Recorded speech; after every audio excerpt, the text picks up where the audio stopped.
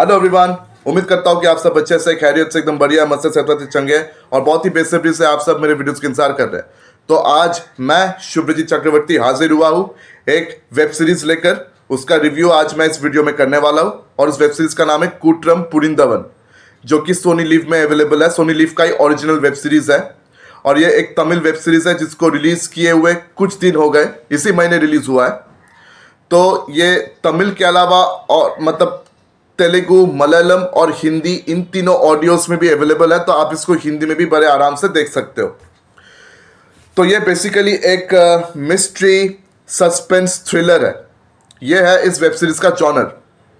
और इस web series में बहुत सारे अभिनेता अभिनेत्रियां मौजूद है, लेकिन मैं सिर्फ दो ही लोगों का नाम जानता हूँ। एक है पशुपति जी और दूसरे है विधार्थ, जो तमिल इंडस्ट्री के बहुत जाने माने अभिनेताएं हैं। तो पशुपति जी खासकर ये एक बहुत ही सीनियर कैरेक्टर एक्टर है, जो बहुत जाने माने बहुत ही सक्सेसफुल तमिल सिनेमा में बहुत ही इंपॉर्टेंट किरदार ये ऑलरेडी निभा चुके हैं। बहुत ही पॉपुलर अभिनेता है ये कैरेक्टर एक्टर्स में से। और दूसरे है विधार्थ, जो ज़्यादातर मतलब छोटे बजट की तमिल सिनेमा में नजर आते हैं। तो उनका भी काम मुझे बहुत अच्छा लगता है और इन दोनों को मैं अच्छी तरीके से जानता हूँ, क्योंकि इन दोनों का बहुत सारी सिनेमाएं मैं ऑलरेडी देखा हुआ हूँ और कुछ सिनेमाएं तो मैंने अपनी चैनल में भी रिव्यू किया हुआ है इनका। तो दोनों का काम बहुत ही अच्छा लगता है। अब आते हैं सीधा प्लॉट में। तो देखिए, ये जो अभिनेताएं हैं विधार्थ और पशुपति, ये दोनों इस वेब सीरीज में लीड रोल्स प्ले करते हुए नजर आते हैं। ये दोनों लीड कैरेक्टर्स हैं। तो पहले आते हैं पशुपति जी के कैरेक्टर में। तो उनका कैरेक्टर का नाम है भास्करन, जो कि एक मामूली से केमिस्ट है, दवाई की दुकान में काम करते हैं। मामूली सी जिंदगी है, गांव में बसते हैं। उनकी एक पत्नी है आनंदी, जो कि हाउसवाइफ है, और उनका एक पोता है राहुल। उनकी अपनी बेटी से ये पोता उनको हुआ है।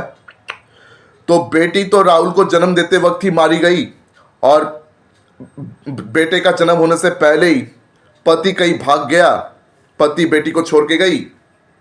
तो अब राहुल के पास सिर्फ उनका अपना नाना नानी ही है। तो उनकी जिंदगी ठीक ठाक कटती है, ठीक ठाक चलती है। और उनके बगल वाले घर में एक और परिवार बसता है, एक क्रिश्चियन फैमिली। तो उनके कर्ता धर्ता के नाम है सोलोमन। उनकी पत्नी है एस्थर और उनकी बेटी है मर्सी। तो उस परिवार के साथ भास्करन के परिवार का बहुत ही गहरा संबंध है। ऐसा लगता है जैसे कि एक ही परिवार के ये दोनों हिस्सा है, उतना ही गहरा संबंध है। और मर्सी के साथ राहुल, उनका पोता, खेलता झूलता भी है। लेकिन अब ये राहुल जो है ये बहुत बीमार रहता है। उसको एक अजीब सा बीमारी है, न्यूरॉन एक बीमारी है, जिसके इलाज के लिए बहुत पैसे चाहिए। और भास्करन जो है 2 दिन में रिटायर होने वाले हैं। रिटायरमेंट के बाद उन्हें कब मतलब अपना पूरा रिटायरमेंट का पूरा फंड मिलेगा, जिसके तहत वो अपने पोते का इलाज करा सके। तो उस बात की इन्हें बहुत फिक्र सताती है। ऊपर से राहुल के पास इतना समय, इतना वक्त नहीं है, क्योंकि डॉक्टर ने सीधा कह दिया है कि अब इसका 2-4 दिनों में ऑपरेशन करवाना है, सर्जरी करवाना है, वरना ये बचेगा नहीं। ठीक है। लेकिन एक दिन अचानक उनके साथ कुछ ऐसा घटना घट जाता है, जिसके बाद इन दोनों परिवार का जिंदगी है जो हमेशा हमेशा के लिए बदलने वाला था। अब बताता हूं वो घटना क्या है। तो एक रात उनके गांव में एक बहुत बड़ा उत्सव मनाया जा रहा था। ठीक है। बहुत खुशी खुशी सब लोग उस उत्सव को पालन कर रहे थे, सब अच्छा जा रहा था।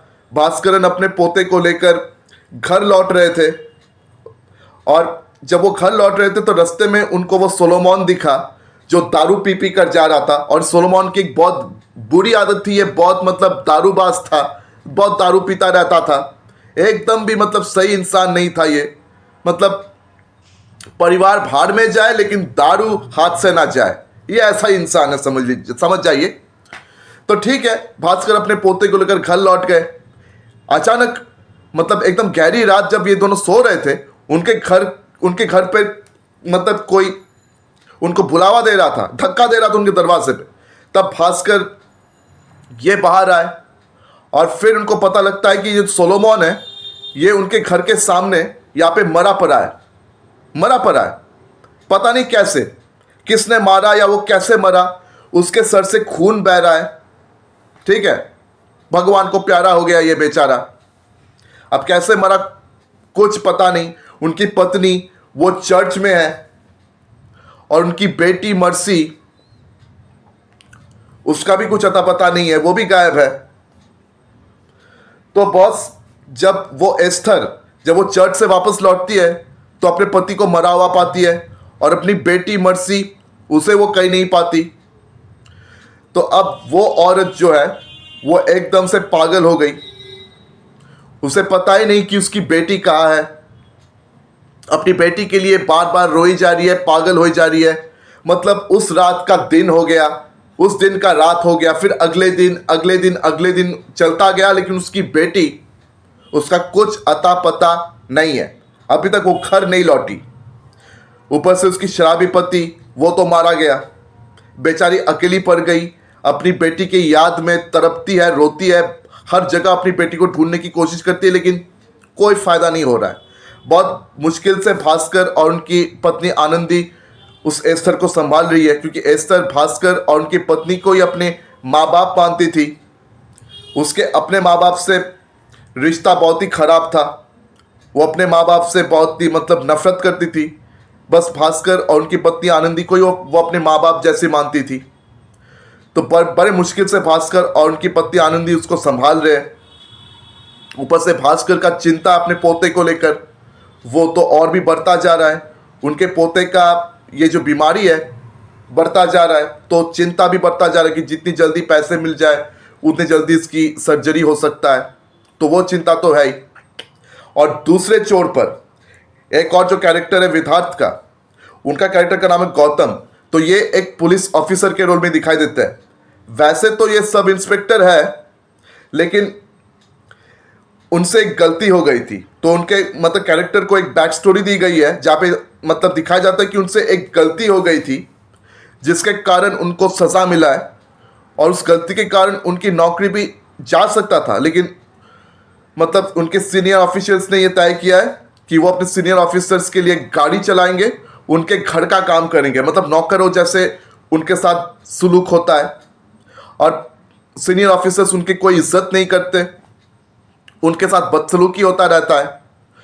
तो उस इंसान मतलब उसका भी हालत बहुत ख़राब है, क्योंकि अपने डिपार्टमेंट पे उनका कोई इज्जत नहीं करता, उनको हमेशा गालियां खाना पड़ता है बात बात में। तो केस उनके हाथों लगता है सोलोमन के खून का और मर्सी के गायब होने का। तो जब मर्सी के गायब होने का केस पुलिस के हाथों लगता है तो वो मतलब उनका इनिशियल जो शक है वो ये है कि इसी गांव में 3-4 साल पहले ऐसे 2 और बच्ची गायब हुई थी। 2 और बच्ची ऐसे 3-4 साल पहले गायब हो गई थी। उनका भी अता पता अभी तक किसी को नहीं लगा है, अभी तक उनका भी कोई अता पता नहीं है। वो बच्ची अभी तक घर नहीं लौटी, उनके साथ क्या हुआ ये पुलिस को इतने सालों में भी कुछ पता नहीं लगा। और अब मर्सी गायब हो गई। तो पुलिस का शक ये है कि 4 साल पहले जो 2 बच्चे गायब हुए उनके साथ मर्सी का गायब होना एकदम इंटरकनेक्टेड है, लेकिन अभी तक इस बात की कोई पुष्टि नहीं हुई है। तो अभी तक किसी को ये साफ साफ मालूम नहीं पड़ रहा है कि क्या ये केसेस एक दूसरे के साथ कनेक्टेड है, क्या मर्सी का गायब होना उन दोनों बच्ची के गायब होने के साथ क्या कोई संबंध है कि नहीं। मर्सी कहाँ है, कैसे गायब हो गई, अभी तक वापस क्यों नहीं आई, या फिर सोलोमन का ये हाल किसने किया। तो इन सब का अगर आपको अता पता ढूंढना है तो आपको ये वेब सीरीज कृपया देखना पड़ेगा।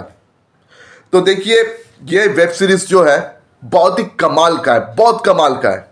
मतलब ऐसे ऐसे ट्विस्ट्स का सामना आपको करना पड़ेगा जिसका आप उम्मीद करके भी नहीं कर पाओगे।